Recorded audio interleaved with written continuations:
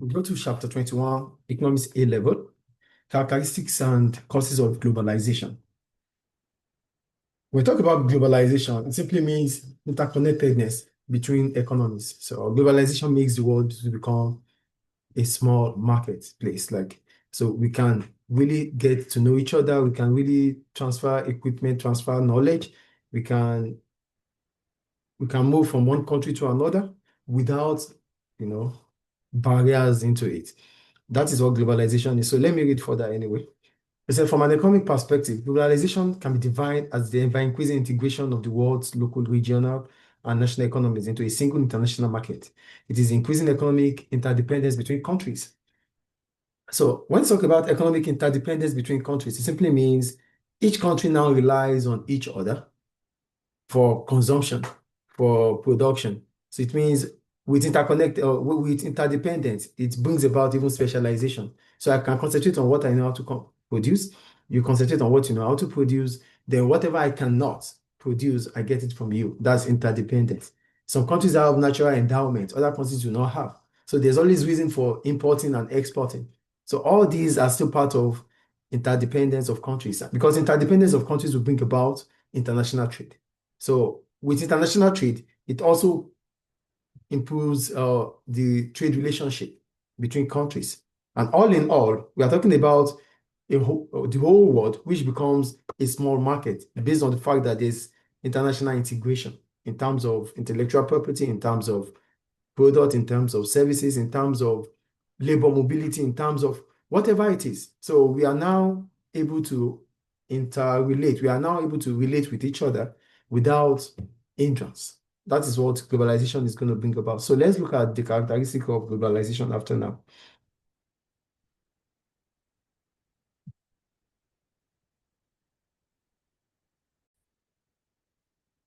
So we'll start with the characteristics of globalization. The first one, increase in trade as a proportion of GDP. This is since the 50s. The rate of economic integration between world economies has accelerated. That means that increase over time. An ever large share of world's GDP is exported to other countries. Both export and import as a percentage of GDP have increased. As a percentage of GDP have been increased for most economies. There has been a trend for the export share of world's GDP to increase over time. So with increase in trade as a proportion of GDP.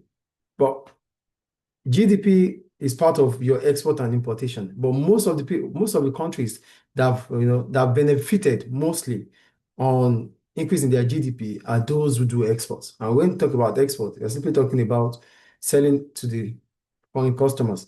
For each developed countries, goods are increasingly being manufactured abroad, many for the first time in developing countries such as China and India. This is occurring because developing countries are acquiring the capital equipment and know-how to produce manufactured goods. There are efficient modes of transport to get goods to markets, and developing countries have a cost advantage in the form of very cheap labor. These goods are then exported to other countries. Now, when you look at developed countries, they are moving the production of goods outside of the country. They are trying to, because it becomes cheaper. Okay. For developed countries, in the second paragraph here, for rich developed countries, goods are increasingly being manufactured abroad. They do not manufacture goods anymore. So in developed economies, there's deindustrialization. If you have to take note, please take notes. In developed countries, now there's deindustrialization in developed countries because it is expensive to manufacture goods wherever they are. So they prefer to manufacture goods in developing countries, such as India and China, because there the cost of labor is cheap. There's tendency of getting resources, raw materials over there, and transportation cost has become, there's improvement in transportation. So this has bring about production in developing countries to become more cheaper compared to developed countries. So now developing countries have the upper hand when it comes to conversion of raw materials into finished goods. So there is industrialization in developing countries. And what are the reasons why there's industrialization in developing countries? Now, the cost of transportation has improved over time for them. Two, they have access to raw materials there. Three, there is what we call cheap labor in the developing countries. And now they have the know-how on how to convert raw materials into finished goods. So true developing countries now have more, more ability to export goods abroad than developed countries. So in developing economies, they are now in the era of industrialization. So that is the point here. And they have the cost advantage. Well, with everything I've said about here, availability of accessibility to equipment, accessibility to raw materials, cheap labor, reducing cost in transportation, all these have bring about cost advantage when it comes to manufacturing. Equally, the rapid economic growth in emerging economies has created new markets for goods produced in advanced economies. Trade in services is also growing. For instance, growth in tourism is taking large numbers of visitors abroad. Call centers for customers in developed countries are being located in developing countries. India has become a world leader in writing software and then selling these skills to companies in developed countries. So, aside export of goods, aside export of goods, we are even talking about export of services in terms of tech. India is one of the strongest country in such area, and they are developing different softwares which they sell abroad, and that is export of service, which is also part of what developed countries have strength in. So developing economies are also getting there. They are moving into the era of the industrialization and putting effort more in the service sector, like India was used here. So China may produce and export a finished good, but intermediate components, often those requiring advanced technology, have often been imported. For example, the iPhone was designed in the US, but components are assembled around the world in countries such as South Korea. The final assembly is in China and Taiwan.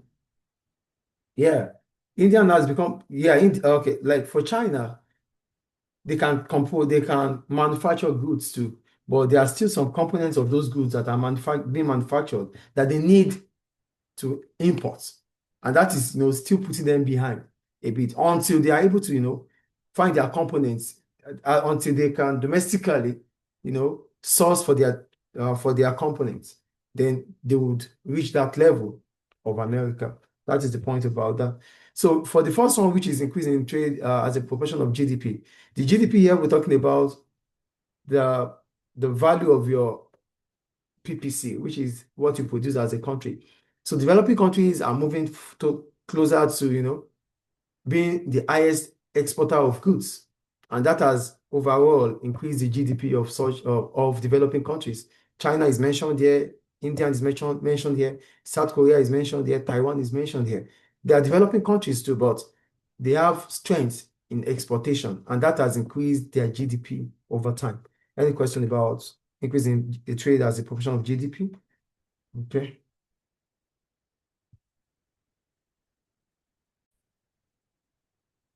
So another characteristic of globalization is increasing the importance of transnational companies and foreign direct investment. So when we talk about transnational companies, we're talking about multinationals.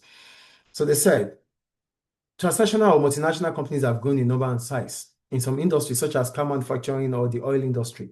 This is because only large transnational companies have the economies of scale and technological knowledge to make products that are both cheap and technologically advanced.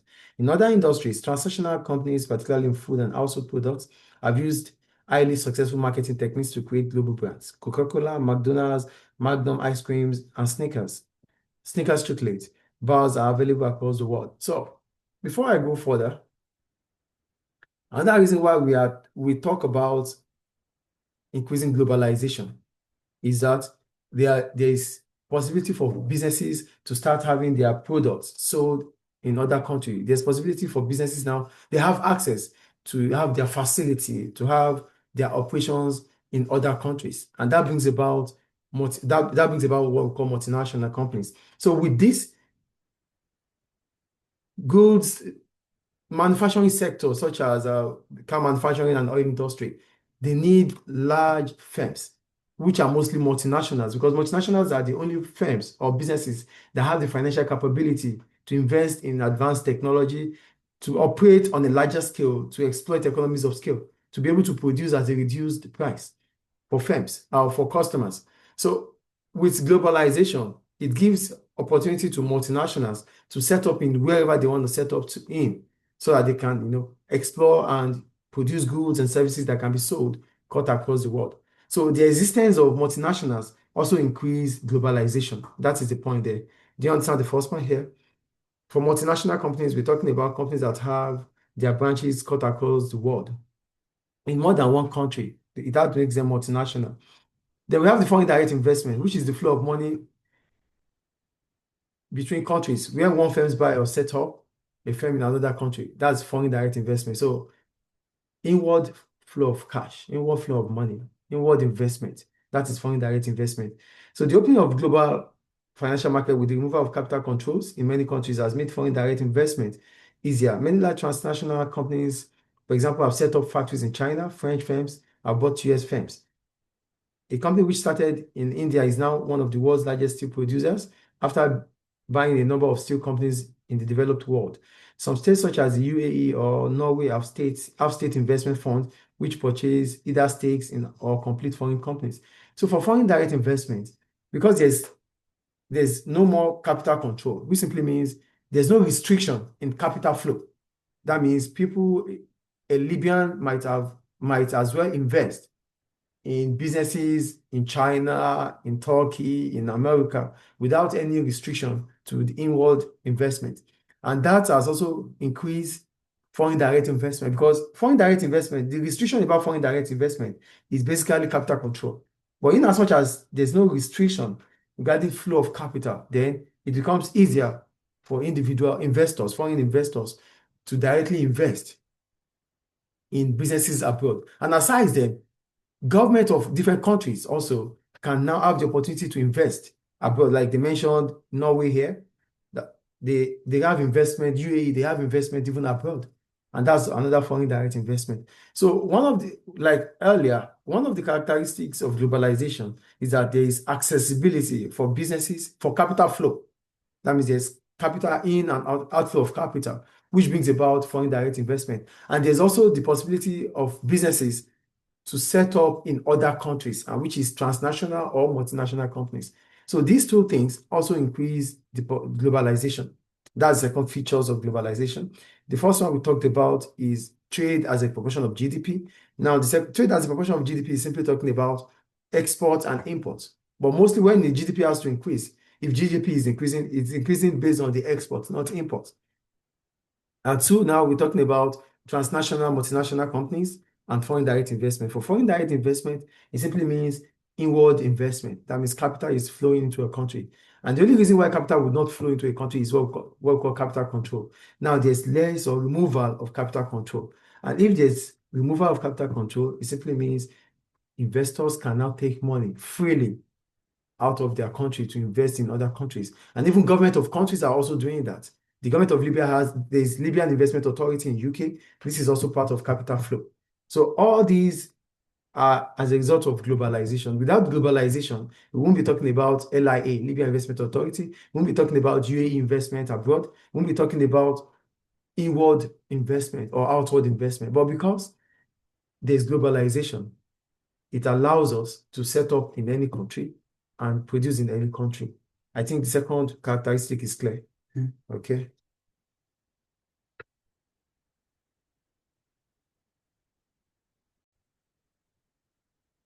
So we go to the third one, increase in migration. And when we talk about migration, we're simply talking about the movement of people in and out of a country. It said increased migration is a characteristic of globalization. It's a characteristic of globalization. Many migrants are forced to move from their homes because of war or natural disasters. However, many are economic migrants, moving because they think they can enjoy a better standard of living for themselves and for their families in a new country.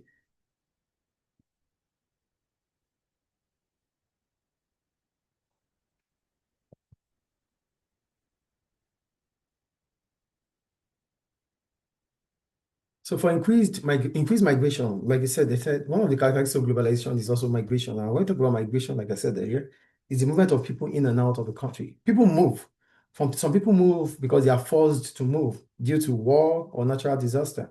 But mostly when people are moving, they are mostly economic migrants, which simply means they are moving for greener pastures. They feel their life will become better when they are out of their own country. So yeah, they said, however, many economic migrants moving because they think they can enjoy a better standard of living for themselves and for their family in a new country. Now, an increasing global economy, migration is likely to increase over time. For example, within the EU, there is free movement of labor. The EU has increased in size over time. So migration has increased as more countries become members.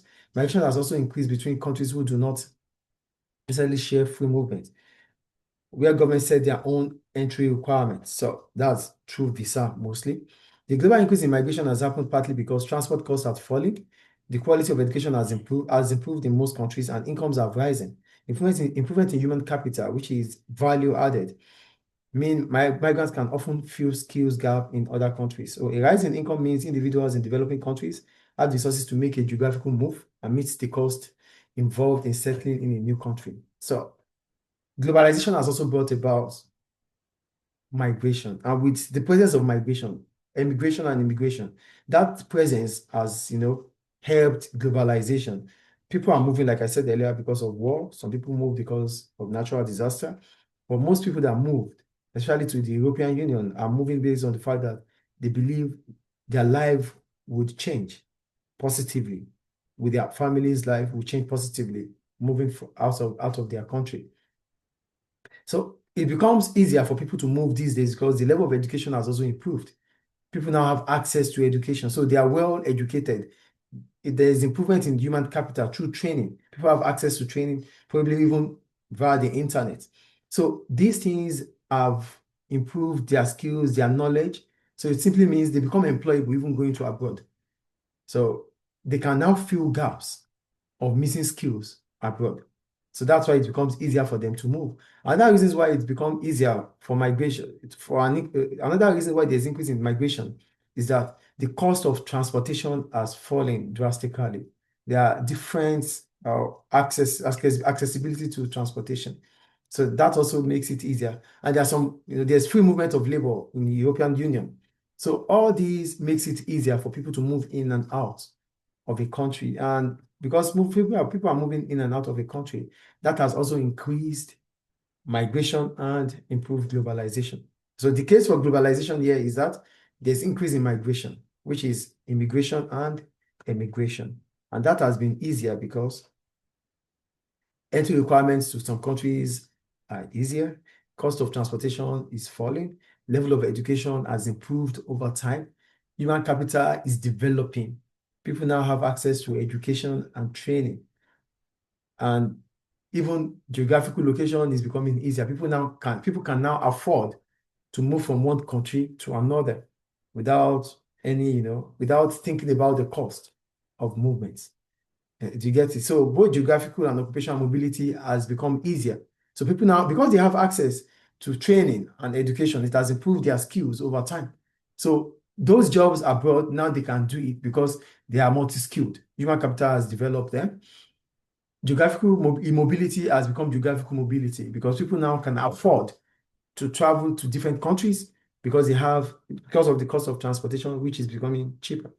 I think migration is clear here. So the point about migration here is training cost has reduced, entry requirements to your countries has reduced drastically. People now have access to education, training, which has also developed their human capital. They become attractive abroad because they can fill different gaps abroad in terms of vacancy, and people now find it easier. There's now geographical mobility and occupational mobility, and that has increased migration, which leads to globalization. I think that is clear. Great. So we're going to the factors contributing to increased globalization over time. I'll be right back.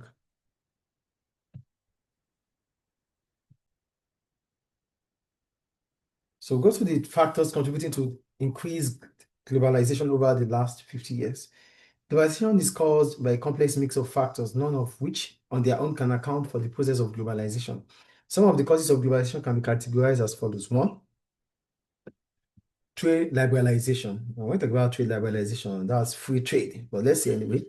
Trade in goods and services has grown partly because of the trade liberalization in the 1930s.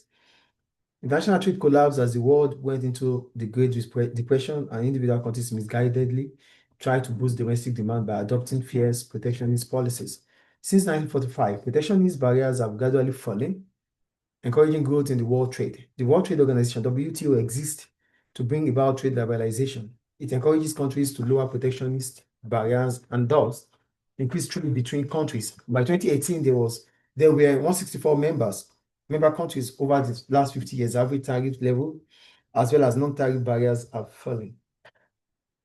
The first factor that has increased or encouraged globalization is trade liberalization. And for trade liberalization, it simply means free trade. But when you look at it before in the 30s, they said in the 30s, there was the Great Depression. And as a result of that,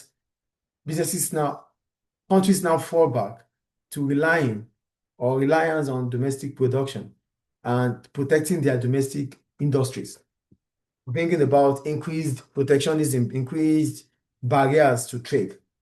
But with the existence of the WTO, it reduced trade liberalization because the WTO is the main objective of the main objective of the WTO is to increase free trade, and which they were able to do. And now they have over 164 members country, which simply means 164 countries can now trade without significant barriers.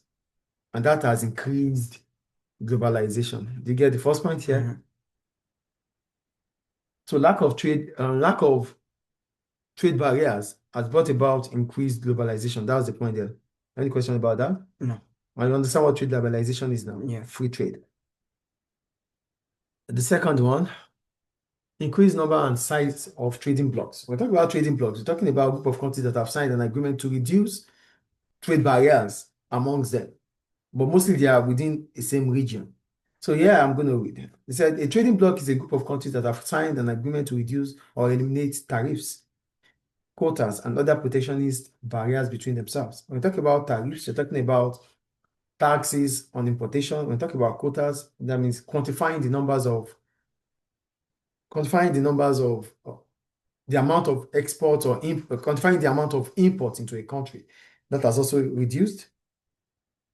And protectionist barriers, whatever barrier that would bring about restriction in trade relationship, has been reduced, and that has increased the numbers and size of trading blocks, because the trading blocks are just group of countries within the same region that have agreed to take off these or eliminate all these barriers so that they can trade freely amongst themselves. So, and that has also increased globalization. That's the point they're making there. Do you get it or not? Hmm. So there's increased globalization here because the numbers and size of trading blocks are increasing. With trading blocks, it means import and export becomes easier for those regions. Any question about that? No. Then the third one is political change. Are you there? Yes.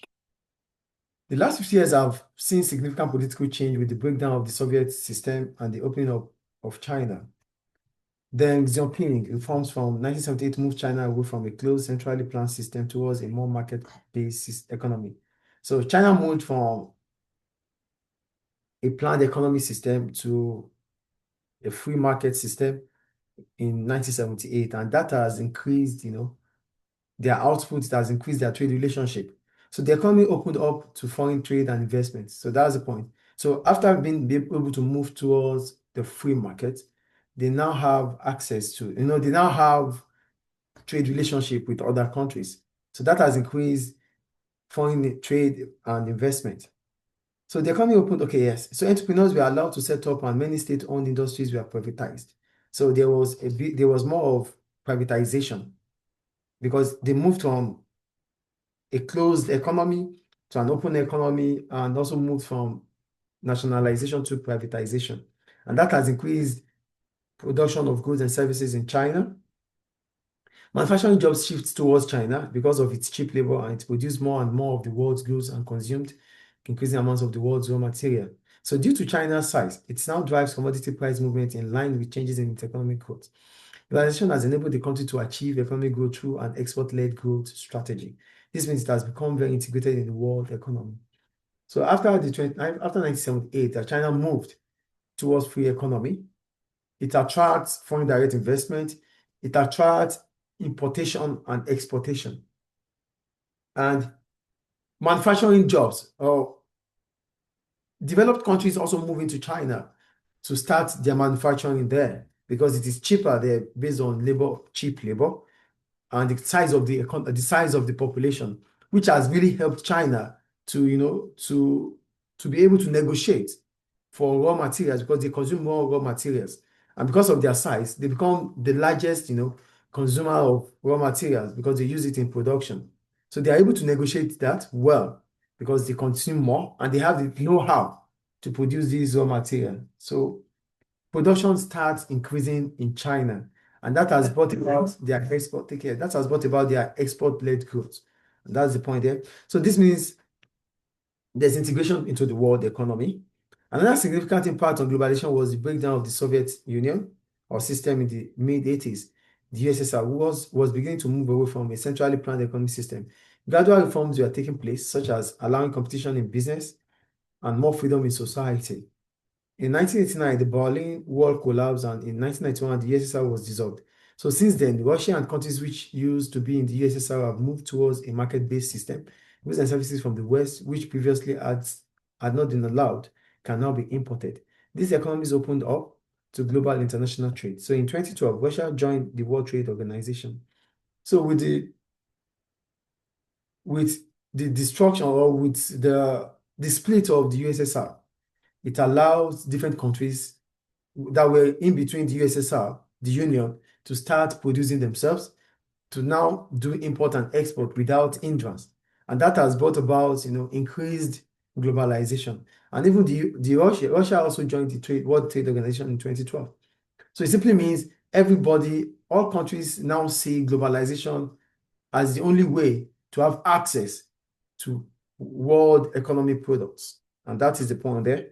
I think that one is clear. So political change is all about the reforms that has happened internationally, globally, to those countries that were, they were previously in a planned system. Because in a planned system, it simply means a closed economy. Because everything you have to do is all within the jurisdiction of the country.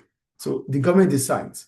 But in a free market, it allows foreign direct investment, it allows importation and exportation. The economy is opened for foreign direct investment, for exportation, for importation.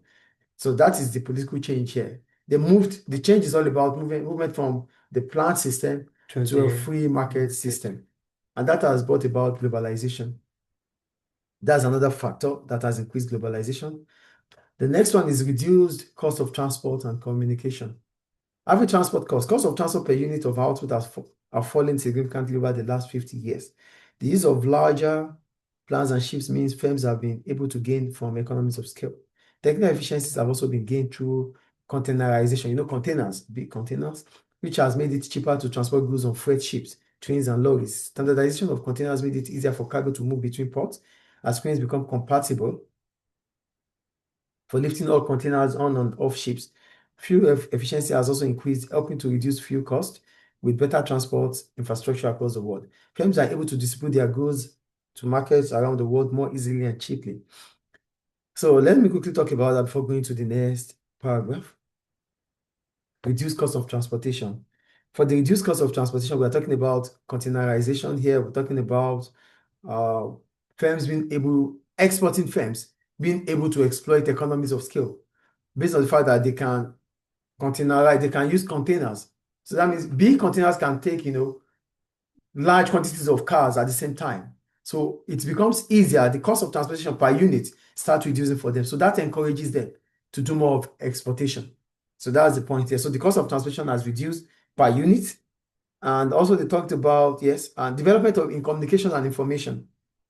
Technologies such as the internet have shrunk the time needed for economic agents to communicate with each other. So the time for communication has become, faster than it used to be, because now the internet makes things to become faster and better. And that has reduced, the barriers between communication. So it becomes easier for people to communicate with one another without even seeing each other. And that has also improved globalization. So like I said, this makes it easier for firms to export and import. It also means workers in some industries can be located anywhere around the world, regardless of their employers or customers' location. For example, in industries such as software production, programmers in one location are able to work effectively for clients based in another country or even continent. So with ICT, things become easier. We don't have to be present before we get access to whatever we need to do in terms of, communication or, yes, communication or passing or dispatching information. I can be here and get any information I need from China. You can be here and get any information you need from Nigeria. So it becomes easier.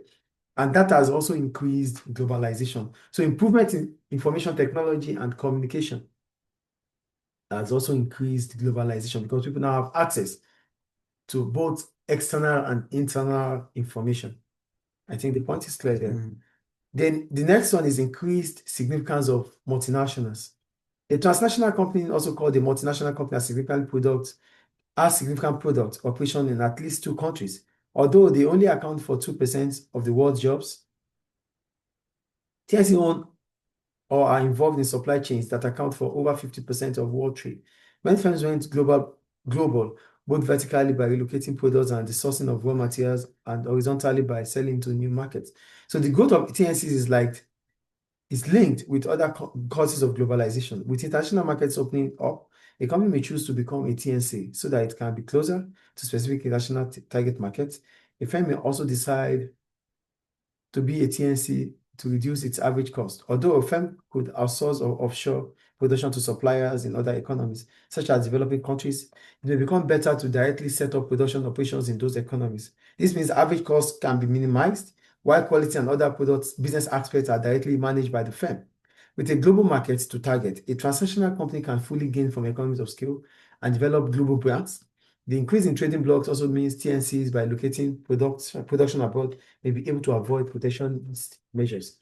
So increased significance of TNCs with more firms being able to have access to other countries. So a business can as well, a Libyan company might as well, set up in Turkey, set up in Spain without any hindrance, without any restriction.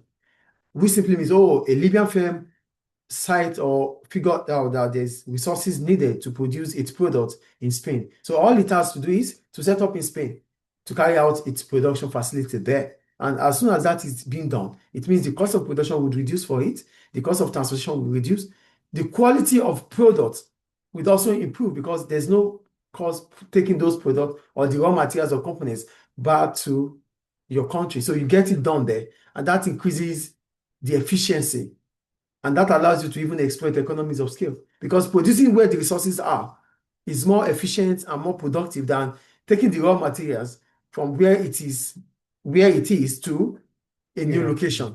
Do you understand? So that means firms are able to exploit economies of scale. They can, it becomes cheaper for them to produce in different countries where the resources are available. And that has bring about foreign direct investment and multinationals. So a Libyan firm, because of the raw materials needed in Nigeria, is able to set up in Nigeria to start its operation of production there. And that has brought about multinational. And that has also bring about globalization, because a Libyan firm is now on site in Nigeria. And that means there is the presence of a Libyan firm in Nigeria, and that is globalization. So that's the point they are making here. The next one is foreign direct investment and by transnational companies. So what are the reasons for FDI? So let's go to there. There are numbers of reasons for FDI. So let's read anyway. There are numbers of reasons for FDI by transnationals. Most TNCs will be driven by the opportunity to earn higher profits, gain higher market share, and remain price competitive in very competitive business environment. So one of the reasons why there's emergence of foreign direct investment is the motivation to make higher profits, the motivation to sell to large numbers of customers, and to be price competitive in a competitive business environment. So by setting up businesses operations overseas, often in cheap labor economies, a TNC can minimize average cost. This desire to minimize costs means FDI is often direct to economies which offer relatively low rates of corporation tax relief, and impose low regulation cost on the business. At the same time, workers need to be cheap but have sufficient education to be able to learn necessary skills after training by the transnational. There's often the added incentive of avoiding tariff barriers. Setting up a factory in a trading bloc such as the EU, means the transnational can export goods to other member countries in the EU without paying any tariff or dealing with any non-tariff barriers. This further reduces costs and enables firms to target a large number of consumers. Finally, some FDI is driven by firms seeking access to a source of commodity. Another reason for foreign direct investment is that it allows you to go into countries that have trading blocks. So when you're setting up in a country when you're setting up in trading block, it means you have bypassed trade restriction. So setting up in Libya that has a trading block with Algeria, Egypt, Sudan, Morocco, Tunisia, and the rest means an American firm that is producing in Libya will be able to sell to member countries without any trade restriction. Normally, when you produce in America, you have to pay tariffs to sell in the trading block, let's say in the Arab trading block. You have to pay tariffs. But because the American firm is now producing in Libya, it simply means that it can as well sell within the trading block without any restriction. So that's another reason why MNCs are trying to set up in countries that have in regions with trading block. So that gives them access to, to produce and sell within those trading blocks. And that means they have large numbers of customers, which might also increase their profitability. But when they are producing outside the trading block, they have to pay tariffs, which is increasing costs for them. Do you get it? Mm-hmm. So now we go to the impact of FDI on recipient countries. Are you there? I'll be right back, please.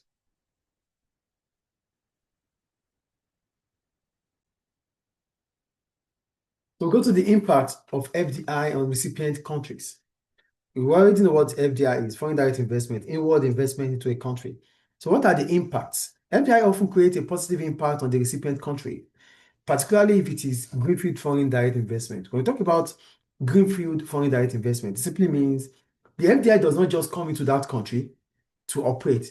They come to create other firms in that country.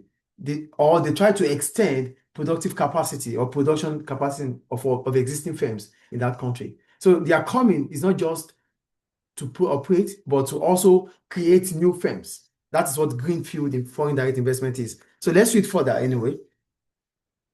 Okay, particularly if it is greenfield foreign direct investment, rather than just a change of ownership through mergers and buyouts of a company which already existed in the recipient country.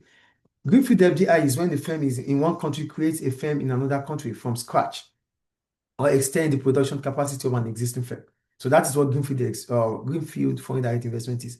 You are starting from scratch or extending the productive capacity, not just to buy, for buying sake. Do you get the point here? So for greenfield FDI by transnational, we create jobs wherever they set up operations. This will set off a positive multiplier effect and generate economic growth in the recipient country. So the first positive impact about FDI is that it brings about multiplier effects. And how does multiplier effect comes into place here? Through marginal propensity to consume, based on the fact that they will increase employment opportunity. As soon as FDI set up, because it's a greenfield FDI, it means they will extend the production capacity of an existing firm or to start a new firm from scratch. And this will mean that they need to employ more workers. Yes or no? Because they're employing more workers, it increases income level in that country. And as soon as income level increases in that country, consumption increases, and that brings about multiplier effect. Do you get the first point here, please? Do you get it or not? So there's multiplier effect because a greenfield FDI will create employment opportunity, which means people will be employed. And because they are employed, they spend more. Marginal propensity to consume increases. And that is a multiplier effect, which is 1 over M1 minus MPC, right? Is it clear, please? And increased labor, and also with this, they said, this raises the level of human capital. Okay, no, let me just go back to training local workers to take high-level jobs within the company is an investment which strengthens the company. Training given to employees such as production and management skills will transfer gradually to the local economy. This raises the level of human capital. Employees leave TNCs to take jobs elsewhere in the economy and sometimes to set up their own businesses. This should increase labor productivity and help to drive increases in real GDP per capita. In the case of greenfield FDI, the increase in productivity capacity productive capacity in the economy will also increase potential growth.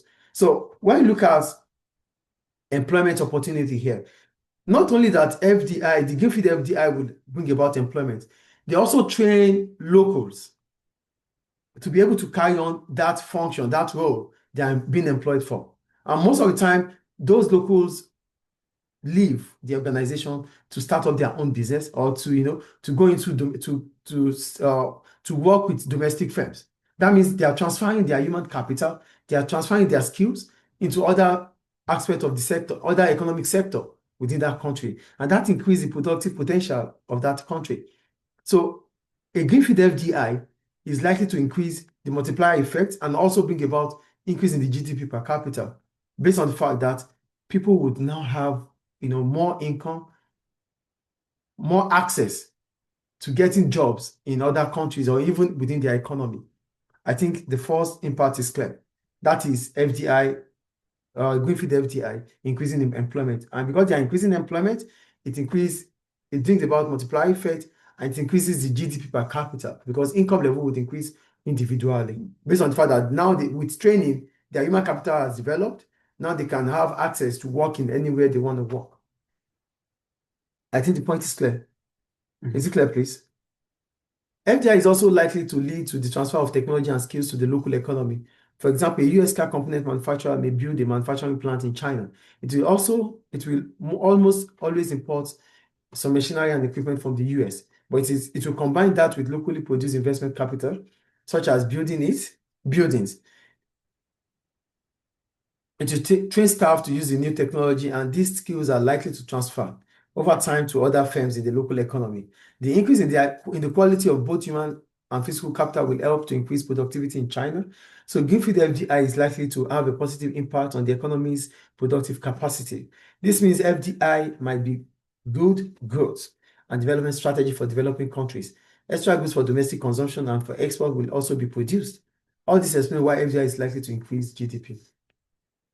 Another impact of FDI is that when foreign direct investment comes in, when multinationals come into a country, they are likely to come with infrastructure, technology that would make their operations smooth, that would allow smooth operations. So which simply means those technology infrastructure they are coming with will be used by the locals. And before you know it, the locals will be able to transfer the knowledge they are able to gain from the use of foreign technology, foreign infrastructure to the local economy. And because they are able to transfer it to the local economy, it helps the capacity of the local economy. It increases the productive capacity of the local economy. And that would also increase the GDP of the local economy. Do you get the point here? And aside that, it also brings about domestic consumption and exportation. That is another point about FDI. So the local economy also benefits if existing local firms can supply goods and services needed by the transnational. So if the existence of foreign direct investment, multinationals, has brought about services from the domestic businesses, then it also increases the GDP because they are able to sell their domestic goods or raw materials to multinationals, and that increases the multiplier effect also. So this will generate a larger multiplier effect on investment and output in the recipient country. The foreign direct investment which are likely to have the most positive impact are the ones which have highest productivity gains and the ones which create the most links with local suppliers. So they need components and raw materials from the locals for their production, and that increases the multiplier effect because investment would increase, output will also increase. And mostly this occurs if multinationals will gain much production through the locals. So they will be able to put more effort setting up their facility in such country because it allows them to increase their output, which will also bring about exportation. FDI might also create more competition in markets in the recipient country, which has benefits. Local firms will seek to be more efficient, and this should help to promote growth as well as keep prices low for consumers. Another important aspect of FDI is that they also increase competition in the recipient country because with their existence in the recipient countries, local businesses would learn how to be more efficient. Because without being efficient, they will be out of the market. And efficiency will always bring about low prices for customers. So consumers will also benefit from the existence of FDI because it allows the local communities or the local firms to start thinking about efficient way to produce. If not, they won't be able to sell at a lower price, which FDIs will be able to sell at. So for them to be relevant, they have to also be efficient. And that means about affordability for consumers, which means with the existence of FDI, consumers in the recipient countries will enjoy lower prices. I think the point is clear there. For developing countries in particular, FDI might help to build up infrastructure in the economy which benefits all firms and not just the transnational governments. Transnational. In creating incentives for transnationals to locate operations in an economy will be key to ensure that power supplies and road networks are developed as much as possible. Tax revenues paid by TNCs will also be a valuable source of revenue for a government. So the point here is that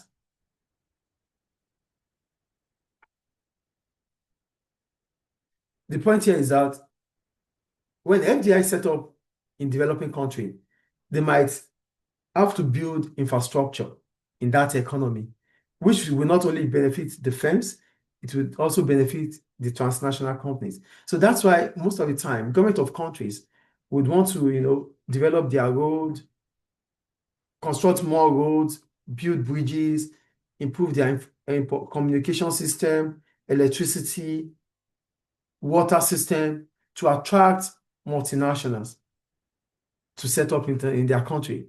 Do you get it? So with the thought about having foreign direct investment or transnational companies in your country, the government of your country might as well improve on infrastructure. And that means it's not just going to be beneficial to those multinationals that are coming. It also be beneficial to the domestic firms in that country. Do you get the point I'm making here? So as soon as multinationals are able to set up in your country, based on the fact that infrastructure in your country has improved, it means they're going to be able to pay taxes to your country. And this is a valuable source of revenue for the government of that country. Do you get the point here? So developing countries might as well invest in infrastructure to attract multinationals. And as soon as multinationals come into that country, it does not only benefit the multinationals that are setting up, it benefits the domestic firms. It increases employment opportunity. It allows government of that country to gain more revenue in taxes paid by multinationals. And that would also develop the country more. I think the point is clear about multinationals in developing countries. They come with, so your country will only have to develop to attract multinationals. And to attract multinationals, you just have to improve on your infrastructure. When your infrastructure are standard, multinationals will be attracted and they set up in your country. And as soon as they set up in your country, they increase your GDP because they will do export from your country. They increase employment opportunity because they will give jobs to the locals. It improves human capital in your country because they will train the domestic workers in your country on how to use the equipment, which can also be transferred to the local economy. And that's also a positive impact, isn't it? Good.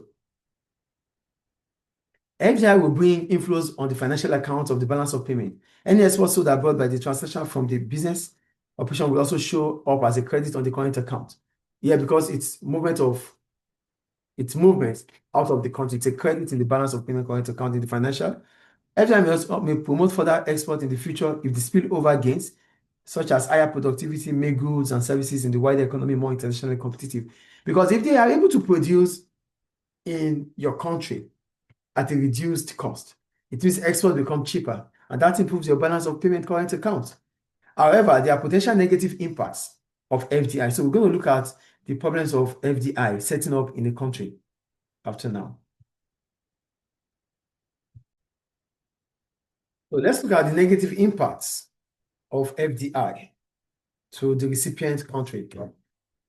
It is sometimes criticized for creating only low-level jobs for local employees while importing more highly skilled labor from abroad. So the first criticism is that most FDIs do not give jobs to the locals.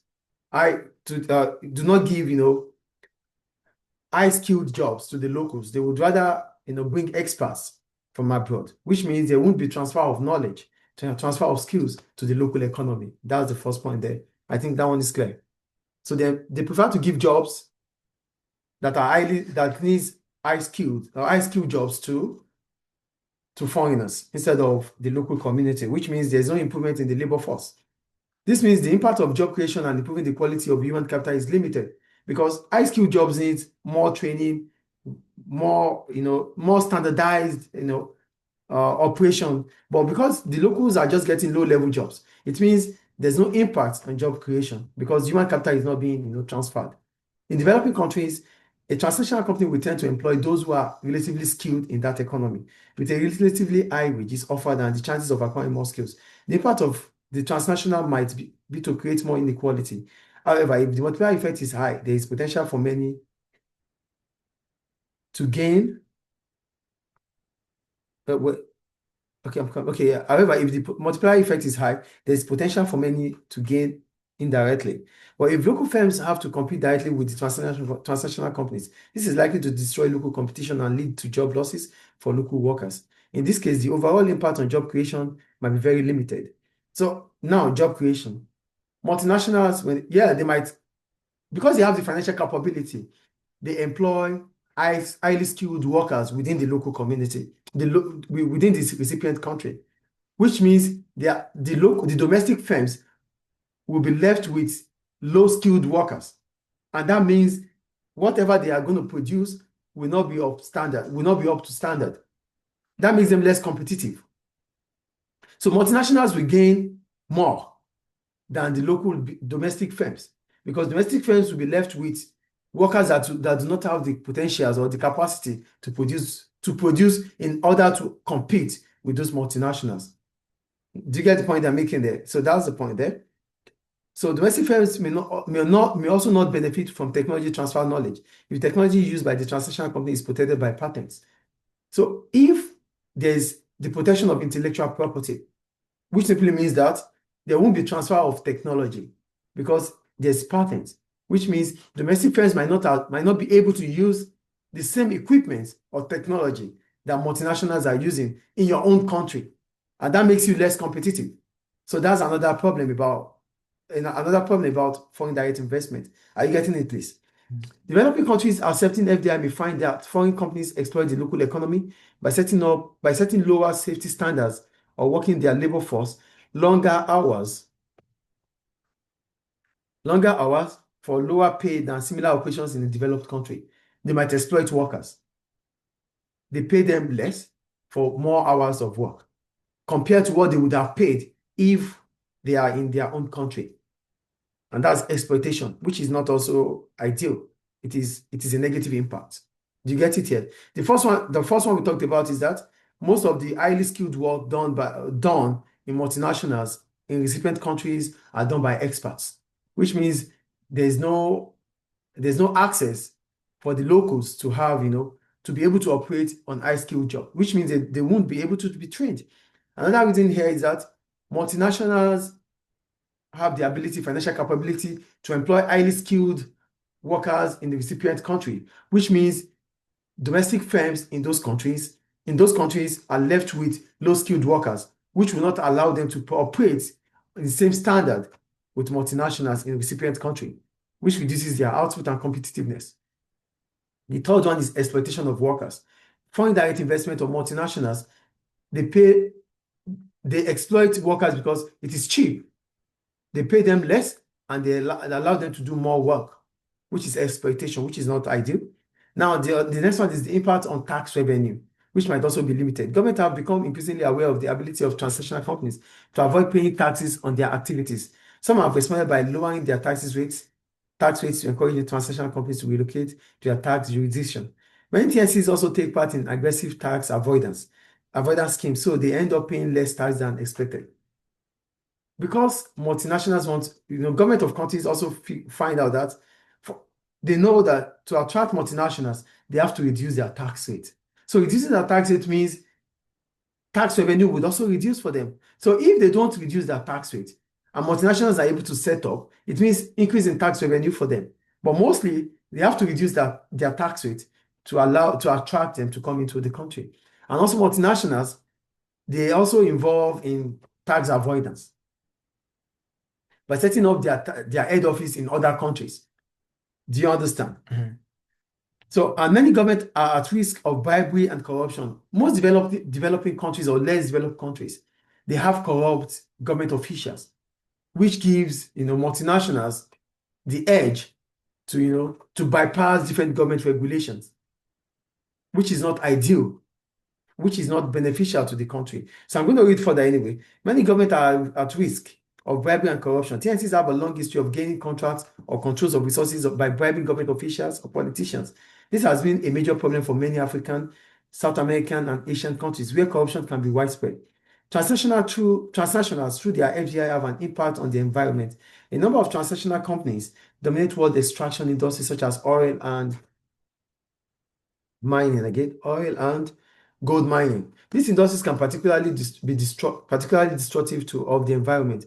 Other TNCs, such as motor manufacturers and even service companies, have been accused of destroying the environment, for instance, by the way in which they source their raw materials. However, transnational companies often have better environment records than smaller national companies. They not only have the financial resources to be able to minimize their impact on the environment, they also have the technical knowledge and ability to innovate, which can lead to minimization of environmental problems. So multinationals, FDIs, they have this tendency to operate and destroy the environment, despite the fact that they have the technical ability, they have the technical know-how to be innovative, but they feel it is so expensive for them to do. So they exploit, they do whatever they want to do. They can bypass because they can, as well bribe government of countries. And that impacts negatively on the environment. They cause pollution. It causes even earthquake in Asian countries because they're not using the right equipment. They find they bypass. They do it knowingly, despite the fact that they have the financial capability to do things in the right way. They would not do it because they see the country is vulnerable. So another point here, they said FDI inflows are likely to lead to profit outflows back to the parent company abroad. So that means they repatriate profits into their country. So this is particularly true for FDI driven by mergers and acquisitions, where the objective is to maximize profit for shareholders. The developing countries will have to allow the profit to be sent back to overseas, the equivalent of debt interest. However, the profit rates on capital are typically lower than interest rates on borrowed funds. So FDI investments are relatively cheap way of acquiring investment capital. What is not more if the investment is relatively unsuccessful? There will be no profit to be repatriated to another country. So they would not even set up if they don't have the ability to take back their profits back to their own country. So they are setting up in African countries because it gives them the opportunity to take back their profits abroad. So a developing country accepting FDI flows will lose some of its power to govern itself. It will also become dependent to some extent on the activities of foreign firms. However, there is no difference from FDI flows between individual countries in the developed world. It's also true that a transnational company might, as cost or market conditions change, suddenly relocate a business operations to another country. This can be a problem for a recipient country which has come to rely on FDI inflows as a means of achieving economic growth. So another problem is this: as soon as FDIs figure out that the recipient country that they have is becoming an issue for them, they moved away. And when they move, it becomes a problem for those countries that rely on them. So, our reliance are the inflow we get from this FDI. But now, maybe the situation is not conducive anymore for them. They are not getting the raw materials they used to get. They will move away, move into other countries. And that makes the recipient country, the previous recipient country, to be vulnerable because they will mostly rely on the FDI. So as soon as they move away, then there's vulnerability. That's another problem. And with FDI that is driven only by mergers and acquisition,